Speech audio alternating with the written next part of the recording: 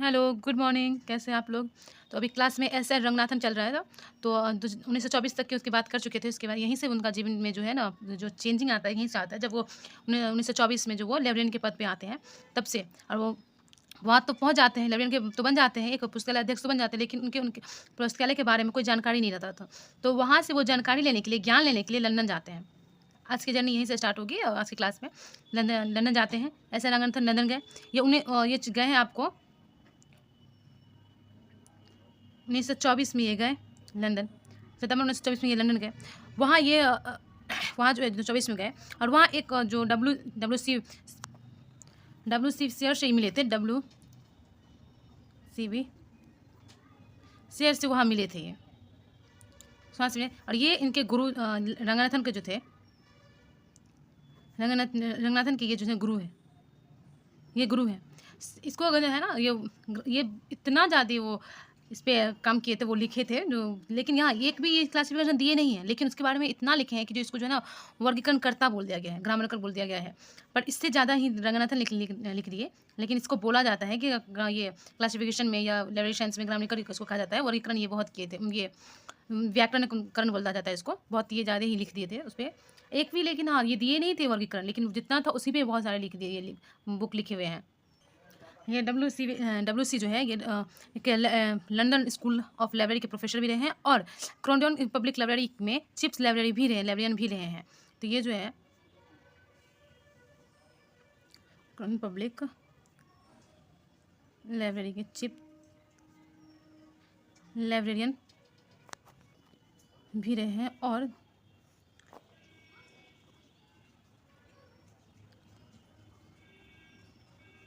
Library के professor भी रहे हैं। और इनके गुरु जो हैं, डब्ल्यू सी के गुरु जो हैं, इसके गुरु ये तो हो गए हैं, रंगनाथन के गुरु हुए जब वहाँ पे गए थे ज्ञान लेने थे। और इसके गुरु भी हो गए हैं मेलविल डेवी। मेलविल डेवी जो है इसके गुरु है। तो इतना इसका जर्नी चला था। वहाँ जाके ये डब्ल्यू सी भी शेयर से मिले थे। इन्हीं ने इसको ज्ञान दिया, इसके बारे में जाना सिखाया। फिर ये वहाँ से ज्ञान लेके, जो वहाँ से सब कुछ ये हो गया, तो ये जो सितंबर जो 1924 में ये गए, तो यहाँ से ये ज्ञान लेके सीधा ये जून 1925 को वापस भारत आए। जून 1925 को वापस भारत आए। तो ये भारत कब लौटे थे? जून 1924 को। इस दिन जो ये में भारत वापस लौटे थे, वापस लौट कर भारत आए थे, भारत आए। और जब वो वहाँ से लौट के आए तो 25 में लेके आए। तो आप लोग को पहले भी एक जब रूल नियम पढ़ा रहे थे, इसका 5 लॉ पढ़ा रहे थे, उसमें ये बताए थे कि सबसे पहले रंगनाथन ने जो एक त्रिमूर्ति अवधारणा दी थी, तो ये 1925 में सबसे पहले जो लिखे थे वो लिखे थे, त्रिमूर्ति अवधारणा दी थी 1925 में। तो 1925 में ने लिखा था, इसमें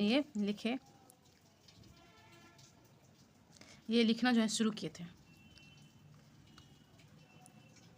क्यों थे। जैसे पहला लिखे थे, फर्स्ट जो लिखे थे, ये फर्स्ट बार पहला जो लिखे थे वो त्रिमूर्ति अवधारणा दिए थे। त्रिमूर्ति वही जिसमें सबसे पहले पाठक को रखा गया, यूजर को रखा गया, रीडर को रखा गया, उसके बाद पुस्तक बुक को रखा गया, फिर उसके बाद स्टाफ को रखा गया, कर्मचारी को। और वही कर्मचारी जो है पुस्तक और पाठक को मिलाने का काम करती है, जिस काम को, जिस सेवा को कहा जाता है संदर्भ सेवा।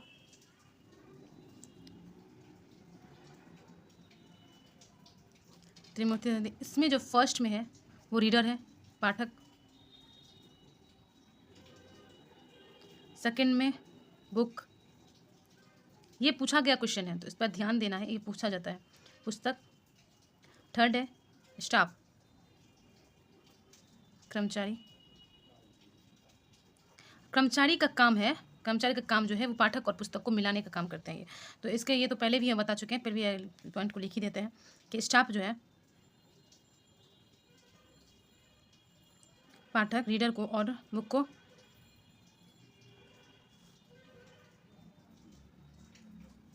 पुस्तक को मिलाने का काम करता है। जिस काम को, जो सेवा ये करते हैं, उसको मिलाते हैं, उसको संदर्भ सेवा कहा जाता है। ये भी बड़ा जो है, तो इसका काम होता है। ये फर्स्ट वाले त्रिमूर्ति ही थे। उसके फिर धीरे धीरे जब लिखना शुरू कर दिए 25 में 1925 में, तो फिर आगे काम करते गए। 1928 में याद होगा जो 5 लॉ दिए थे, जो 1931 में जाके प्रकाशित हुआ था, पब्लिकेट हुआ था। तो उसका जो 5 लॉ का जो वो 1928 में ही लिखे थे, लेकिन उसका पब्लिकेशन उसको पब्लिश किया गया था 1931 में। तो अब जाके सीधे ये हो 1925 के बाद सीधा 1928 में आता है। 1928 में ये 3 काम किए थे, एक नहीं, इसमें जो है 3 काम किए थे, 3 काम किए। इसमें 3 काम किए थे। फर्स्ट तो जो है ये 5 लॉज जो दिए थे वो लिखे थे। फिर माला जो मद्रास लाइब्रेरी एसोसिएशन का उस पे उसका स्थापना किए थे। उसी के अंतर्गत ही था स्कूल ऑफ लाइब्रेरीशिप चलाए थे, जिसमें जो है ना डिप्लोमा कोर्स चलाने की बात हुई थी, जिसमें उसमें चलाने की बात हुई, चलाया गया था। तो सबसे पहले ही रंगनाथन ही ने डिप्लोमा किए थे, ये कोर्स चलाए थे वो। तो इसमें वही जो बात बताया गया है स्कूल ऑफ लाइब्रेरीशिप में, और जो इसके अंतर्गत है, माला के अंतर्गत है। 3 काम हो गया ना, उसमें 1928 में किए थे। तो 1928 की जर्नी अपन शुरू करते हैं। तो अब आया 1928। क्या इंसान थे ये, इनके जीवनी हम मतलब इसके डेट टू डेट पढ़ना पड़ रहा है कि 1924 में क्या किया, 1925 में इसके साथ क्या हुआ, 1928 में क्या हुआ, 1931 में इन्होंने क्या किया, 1933 में इन्होंने क्या किया। सारा कुछ इससे ही पता चलता है कि ये कितने बड़े मतलब लाइब्रेरी साइंस के लिए, तब तो इसे जनक कहा जाता है, पिता कहा जाता है, फादर हुआ ये। तो 1928 में जब तो इसमें जो है ना ये जो है महाराज रंगनाथन सर जी ने 3 काम किए। पहला काम जो है वो माला जो है उसका स्थापना किया था। तो फर्स्ट में जो है ये माला मद्रास लाइब्रेरी एसोसिएशन का स्थापना किए थे। तो इससे इसका स्थापना किया, चलिए पूरा लिख लेते हैं, इसका स्थापना किया। इसके अंतर्गत थी, इसी के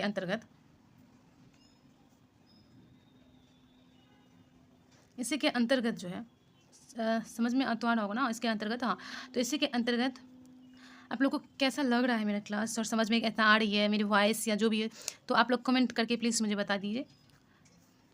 इसके अंतर्गत जो ये तो दूसरा काम किया वो था, इसी के अंतर्गत था स्कूल। थोड़ा लंबा टॉपिक है ये, बहुत ज़्यादा, अगर ये ऐसे पढ़ाया जाए अच्छे से तो बहुत ही ज़्यादा ही हो जाता है। स्कूल ऑफ लाइब्रेरीशिप को चलाए थे, जिसके इसी में जो है डिप्लोमा कोर्स की बात हुई थी, डिप्लोमा कोर्स चलाए थे। तो इससे तो पता चलेगा ना कि सबसे पहले डिप्लोमा कोर्स चलाने वाले कौन थे, तो ऐसे रंगनाथन। तो इससे ये पॉइंट निकल जाता है कि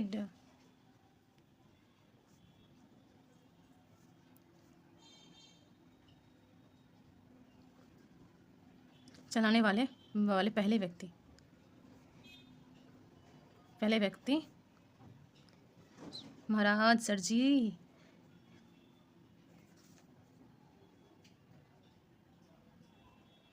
रंगनाथन थे। अभी हो गया इसका जो दूसरा और तीसरा काम जो था, जो बहुत ही इंपॉर्टेंट, जो नींव है, जो एक बेस है, जो लाइब्रेरी साइंस का इन्होंने दिया है। ये तो लाइब्रेरी साइंस का पूरा बेस है, पूरा लाइब्रेरी साइंस जो इन पे टिका हुआ है, जो ये तो पूरा नियम ही बता दिया ना कि जो लाइब्रेरी साइंस का क्या होना चाहिए, इसमें क्या कैसे चलाना चाहिए उसको, लाइब्रेरी मतलब कैसे होगा, पुस्तकालय कैसे चलेगा, क्या होगा चलेगा, ये तो पूरा ये नियम ही की वजह से है। तो ये नियम तो बेस है, ये तो नींव है। तो थर्ड ये जो काम है, ये 5 लॉ है, 5 लॉ ऑफ लाइब्रेरी दिए थे। ये हो गया आपको 1928 के काम इसका।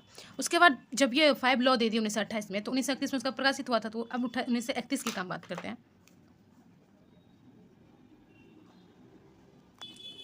1931 जब तक इनकी डेथ इसका डेथ हुआ था 1972, तब तक इनकी जर्नी चल रही है।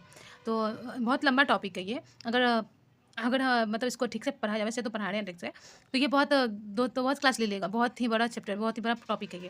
तो 1931 की बात करते हैं, जब ये 5 लॉ दिए थे तब वो पब्लिश किए थे। तो इसमें फर्स्ट में थे, इसमें इसका फर्स्ट बुक, इसका पहला फर्स्ट बुक थी जो ये पब्लिश हुआ था,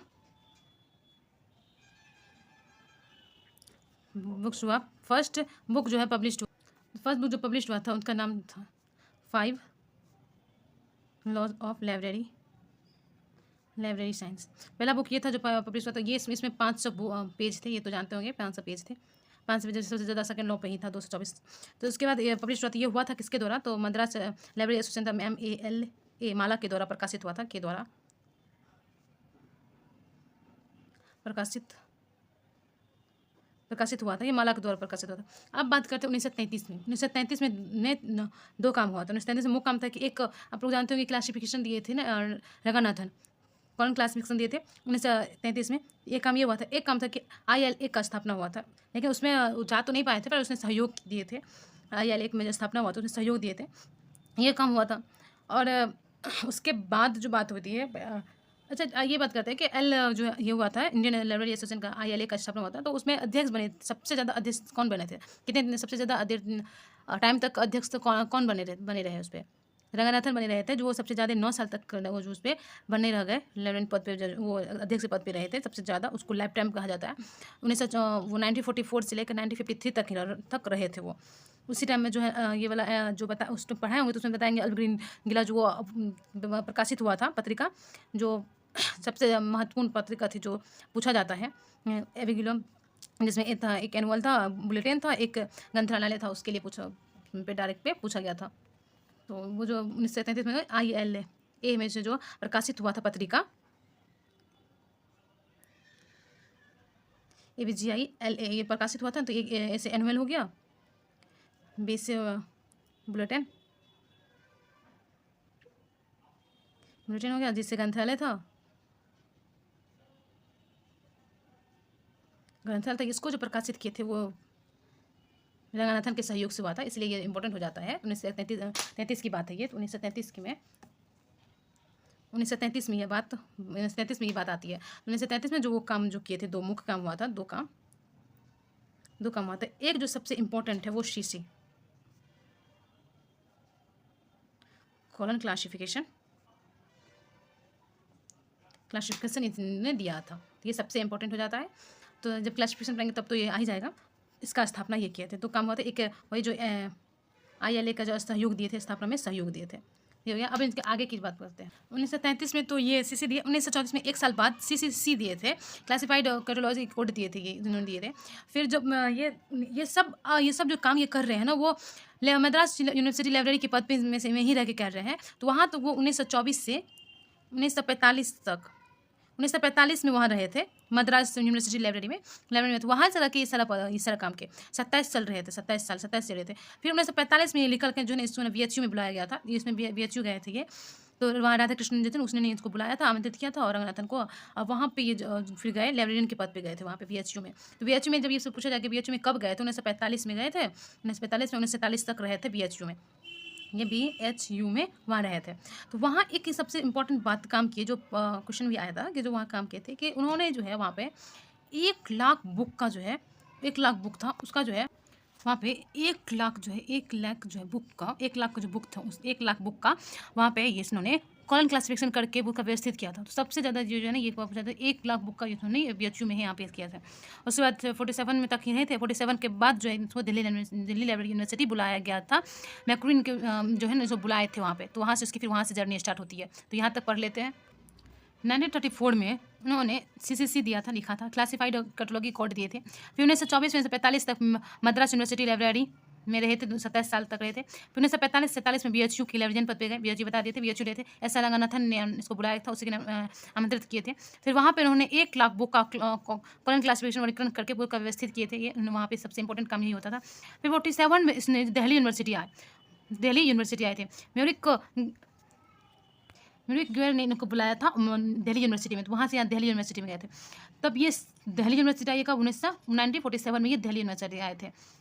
ठीक, इन्होंने जो है वहाँ उन्हें father of the library science कहा गया। तो वहाँ पे जब गए थे तब वहाँ तो ये पूछना पूछा है कि इनको father of the library science कहाँ पे पद ये दिया गया था और कहाँ से कहा गया था। तो ये दिल्ली यूनिवर्सिटी में इसको वहाँ पे पद मिला था, जब वहाँ से ये इस पे का नाम दिया गया था।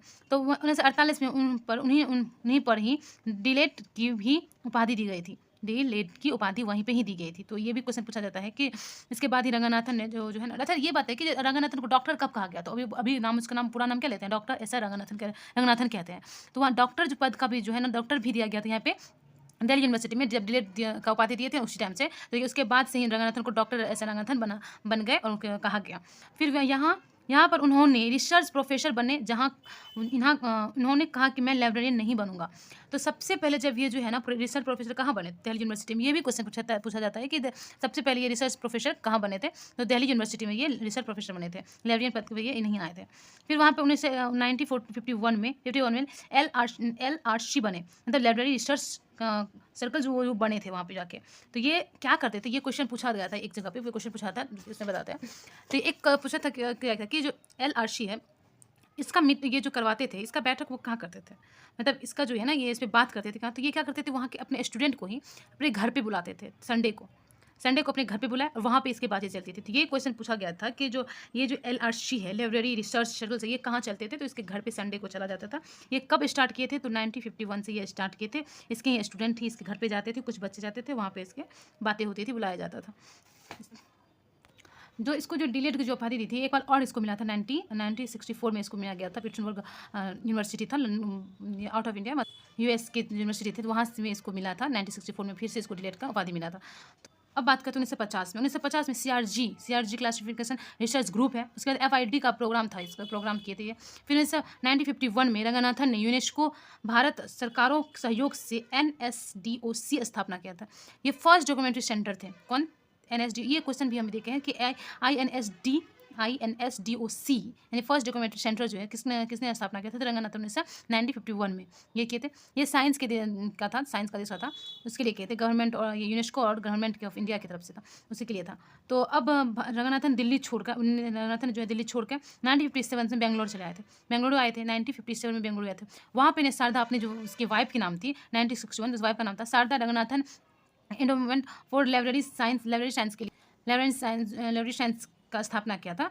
SREIS ये क्या था? ये जो यहाँ पे जो है ना, आपको रंगनाथन का हर एक बुक मिल जाएगा। जो बुक चाहिए रंगनाथन में, जो भी होता है, हर चीज़ के बारे में यहाँ पे मिल जाता है। रंगनाथन के लिए सब कुछ यहाँ पे मिल जाता है। यहाँ रंगनाथन का कॉपीराइट रखा गया है यहाँ पे सारा कुछ।